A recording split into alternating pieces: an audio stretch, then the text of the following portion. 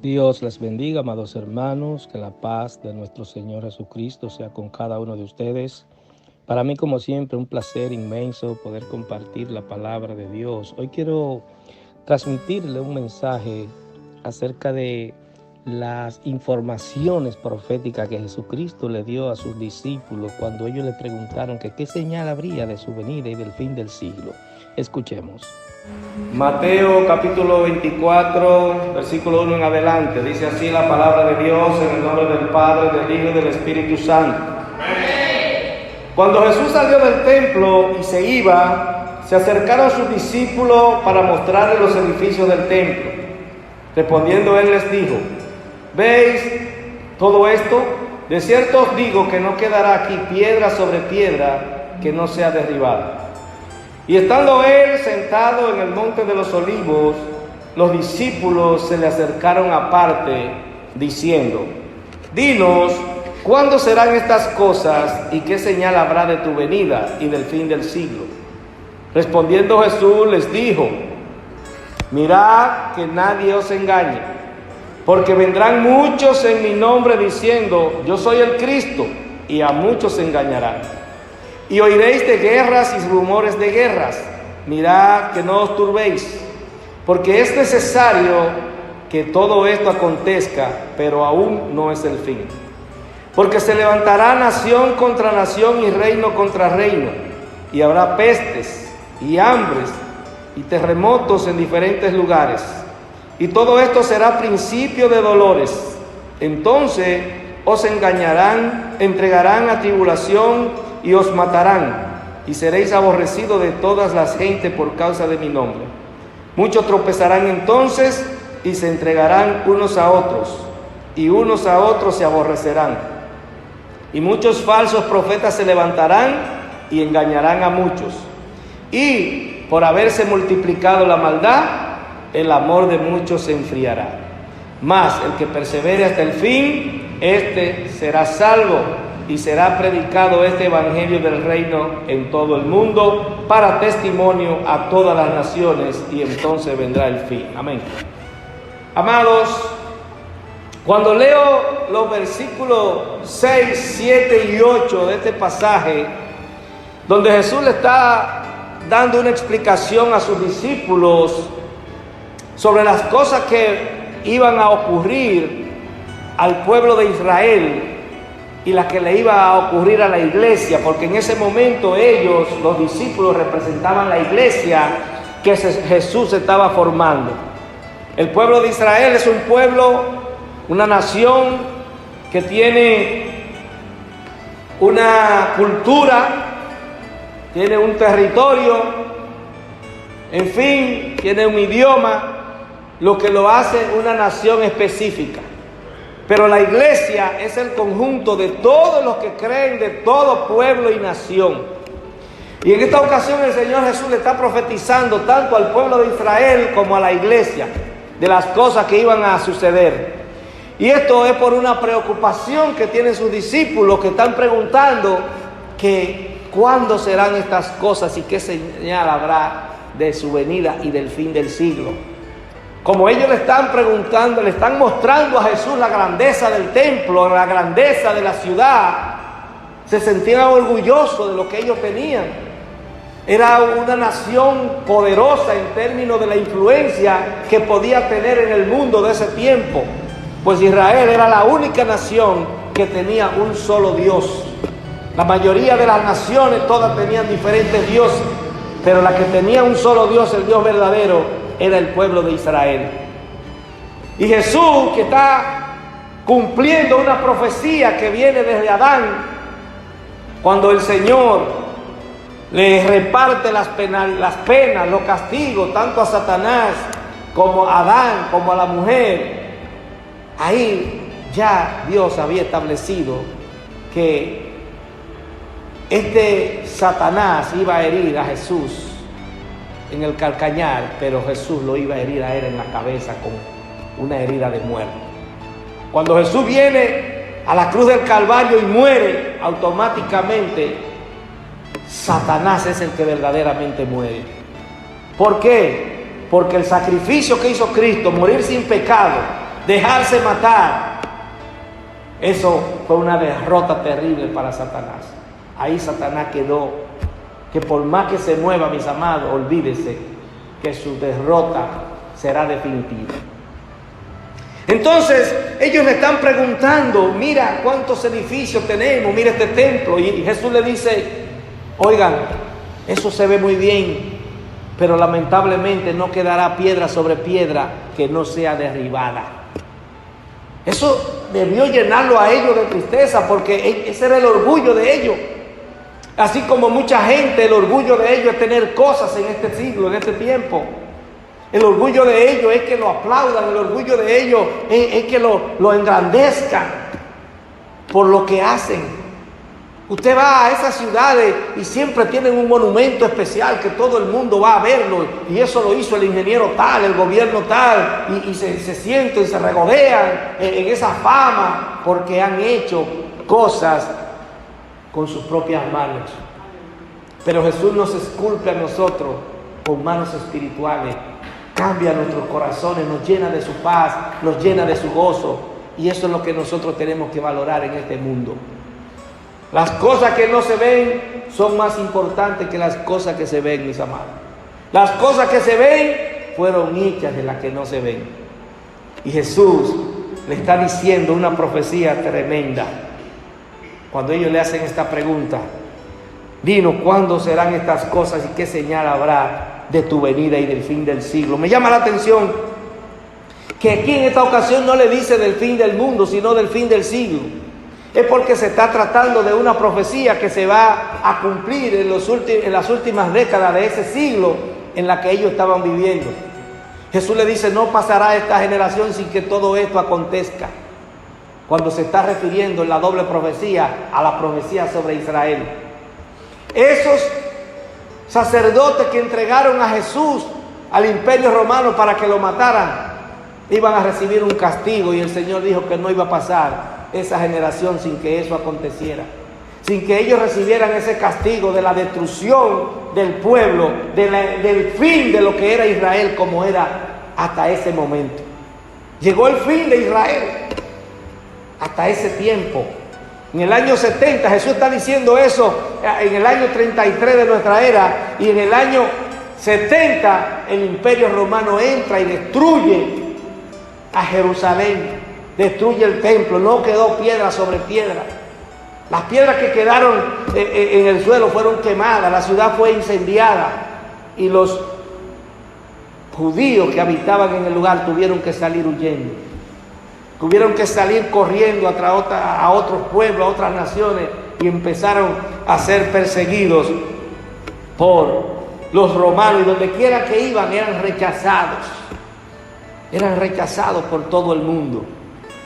Algo terrible. Dios vengó la muerte de su Hijo con su pueblo Israel. Cuando Israel hacía cosas malas, Dios le enviaba un castigo. Y no hubo cosa más mala que matar a su Hijo. No hubo maldad más grande en la historia que haberle dado muerte a su Hijo. Y Dios por eso tomó represalia con ellos, pero los sigue amando. Sigue amando al pueblo de Israel y nos manda a nosotros a que oremos por Israel. Y declara en su palabra, desde Abraham hasta Jacob, a todas las generaciones, que quien maldice a Israel será maldito, y quien lo bendice será bendito. Por eso nosotros en nuestras oraciones tenemos que orar por Israel, para que Dios lo guarde como nación, porque son el reloj profético de nosotros, y es el pueblo donde nace Cristo, y es el pueblo escogido por Dios, y es el pueblo de donde sale la iglesia cristiana a expandirse por todo el mundo. ¿Por qué? Porque es un pueblo escogido por Dios. Pero así como Él nos escoge a nosotros, a título personal, nosotros también hacemos cosas malas y defraudamos a Dios muchas veces, y tenemos que padecer castigo por las cosas malas que hacemos. Pero Dios nos sigue amando y siempre está dispuesto a perdonarnos y a llenarnos de su presencia. Dice que Jesús le dijo,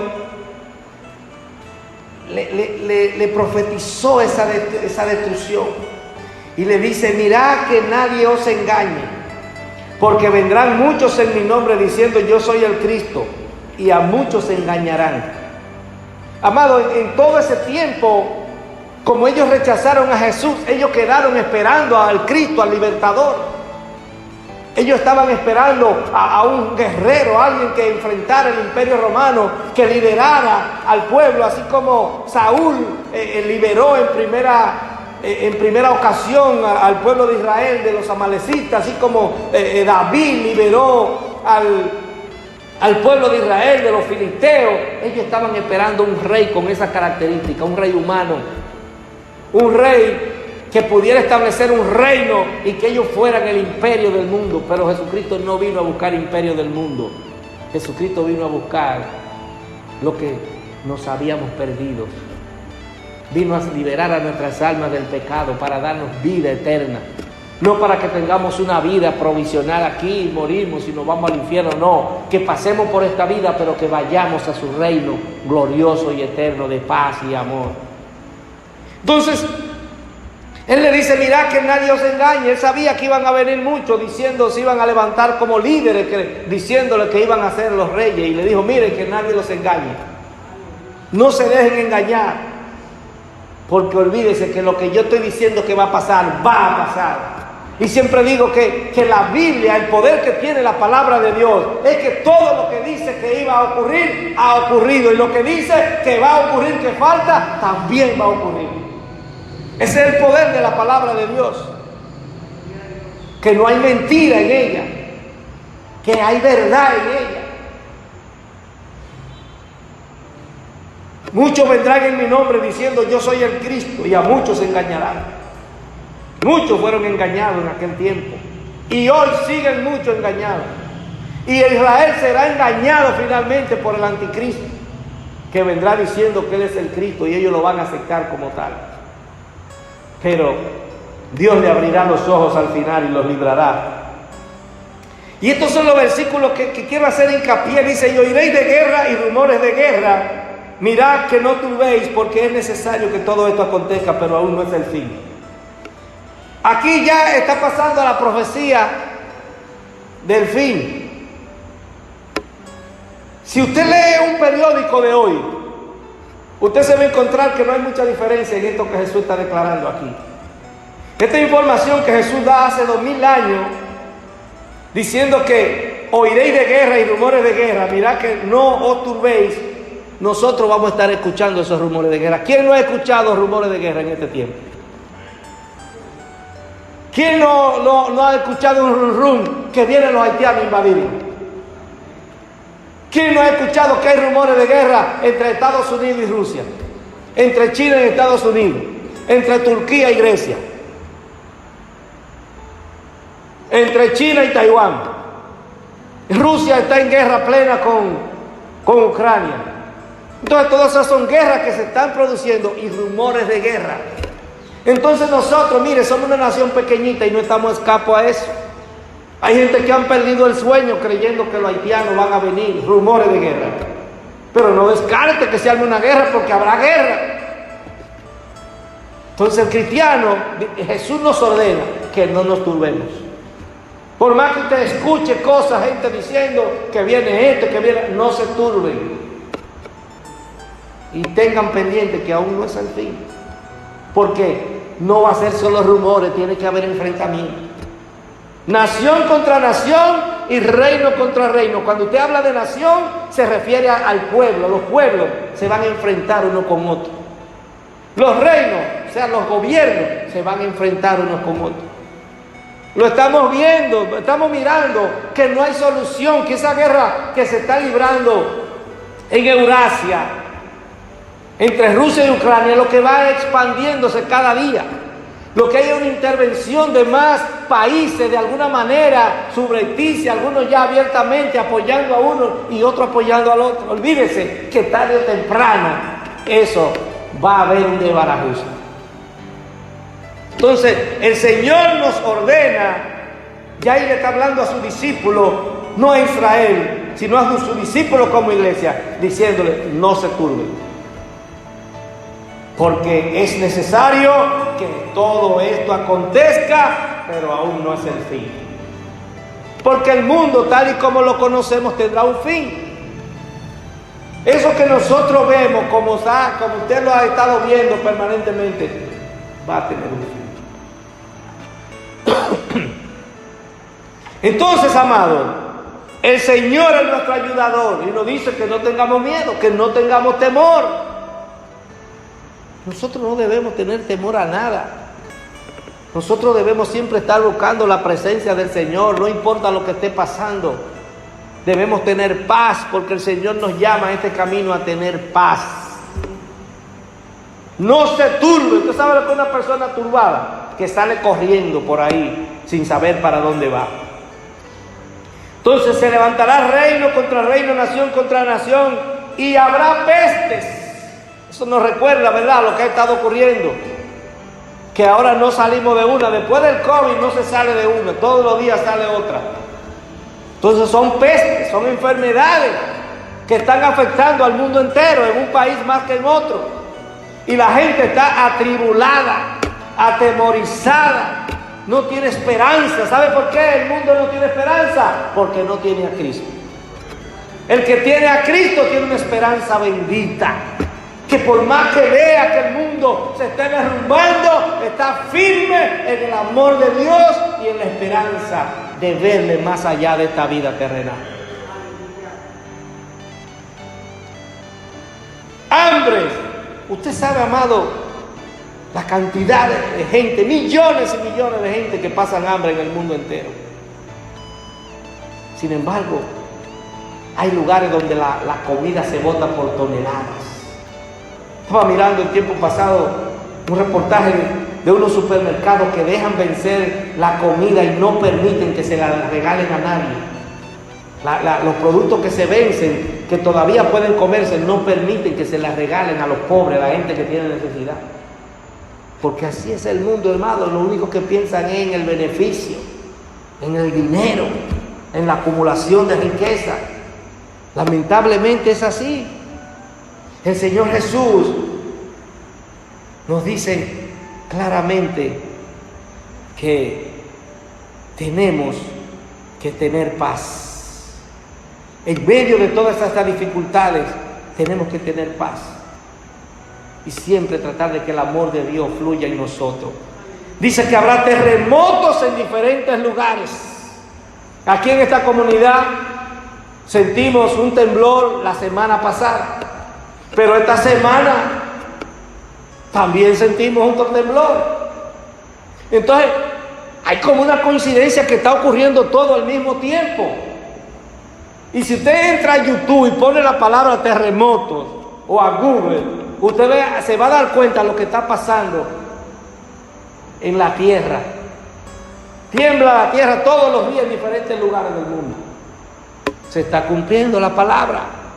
Vendrá un terremoto que dice la Escritura que la tierra temblará como un borracho. Usted se imagina que un temblorcito de 5, de 6 a usted le da un mareo. Usted se imagina un terremoto, la tierra temblando como un borracho. De aquí para allá y de allá para acá. ¿Usted ha visto cómo es que se mueven los borrachos? Es terrible lo que viene, amados.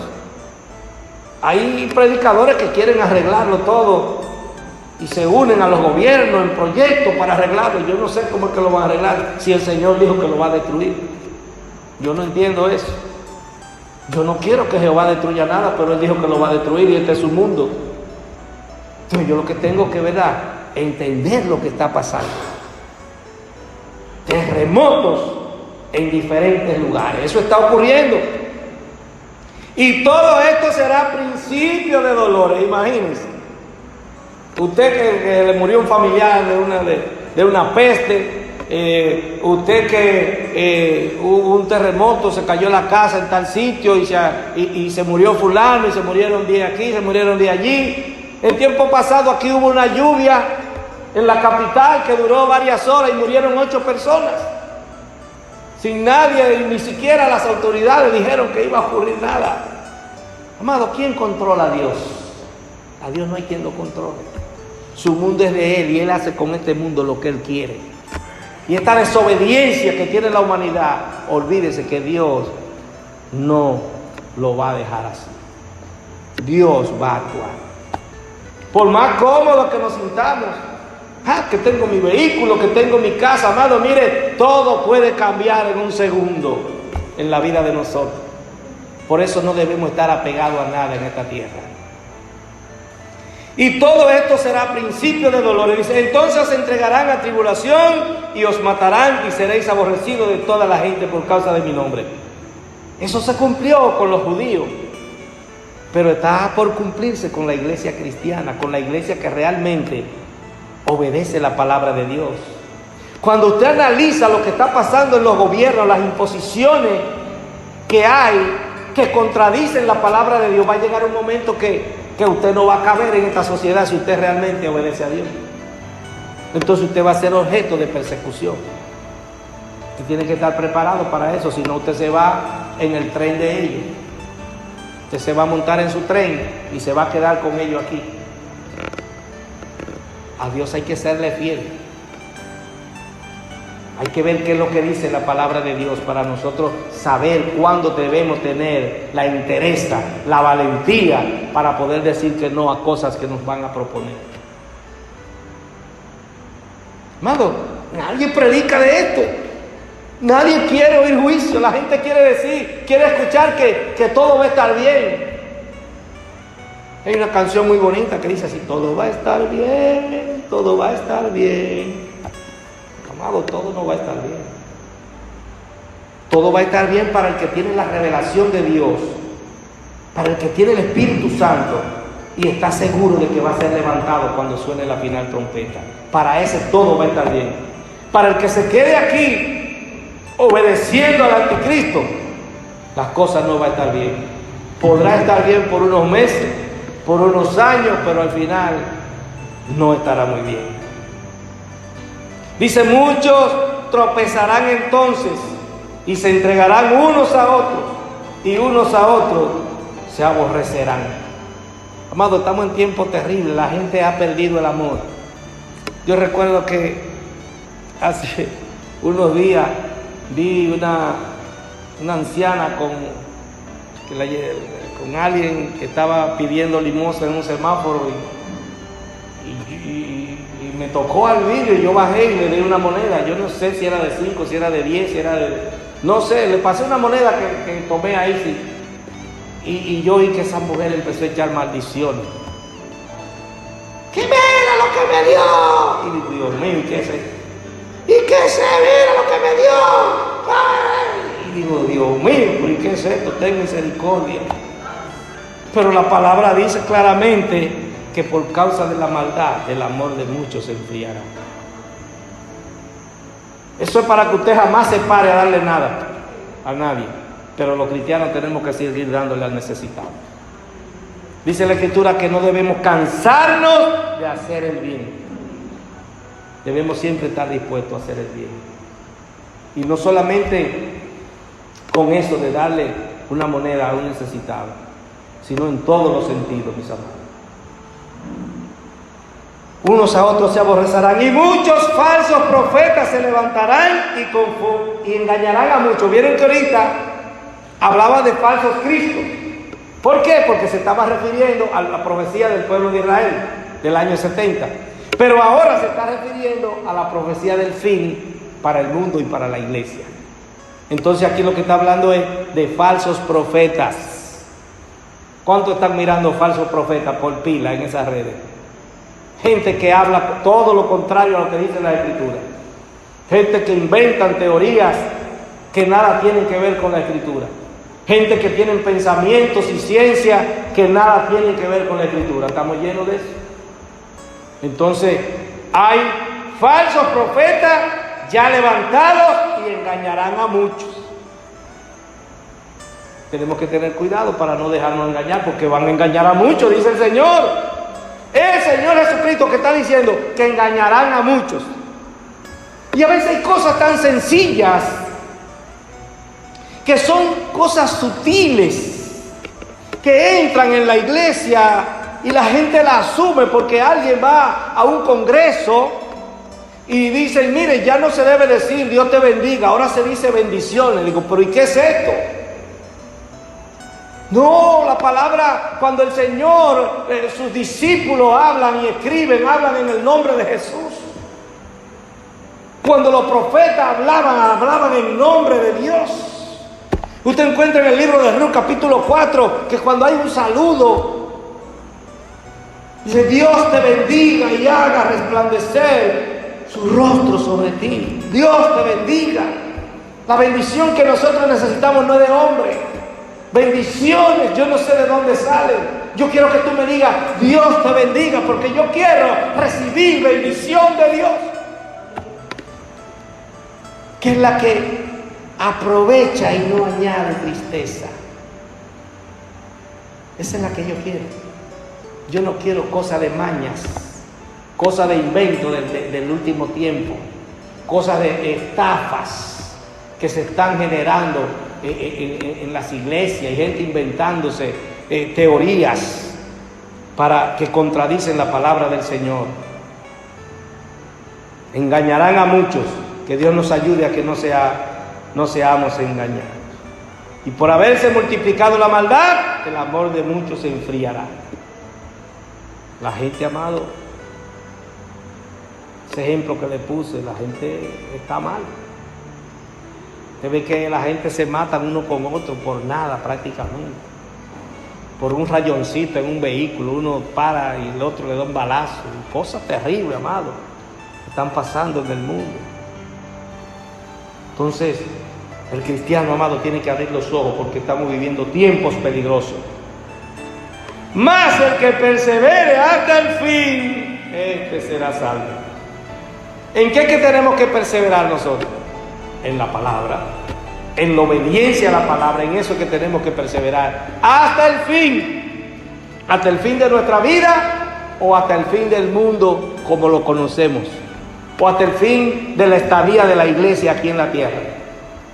Perseverando en la palabra, en el evangelio de Cristo y de los apóstoles. ¿Por qué? Porque dice el apóstol Pablo que si alguien viene con un evangelio diferente a este, sea anatema. Y ahora hay muchísimos evangelios que no son ni de Cristo ni de los apóstoles. Alabado sea el Señor. Dice: y será predicado este evangelio del reino en todo el mundo para testimonio a todas las naciones, y entonces vendrá el fin. ¿Se está predicando este evangelio a todo el mundo en este momento? Claro que sí. Los ciegos pueden leer, los ciegos pueden escuchar, los sordos pueden leer. Hay una dinámica, amados, en estos celulares de ahora, de este tiempo, que toda la facilidad está. El que no sabe leer puede escuchar la Biblia. El que no puede escuchar puede leerla. En fin, amados, todas las facilidades para que este evangelio del reino se predique se está produciendo en el mundo en este tiempo. Y es una de las condiciones para que venga el fin. Bendito sea el nombre del Señor. Que Dios le bendiga.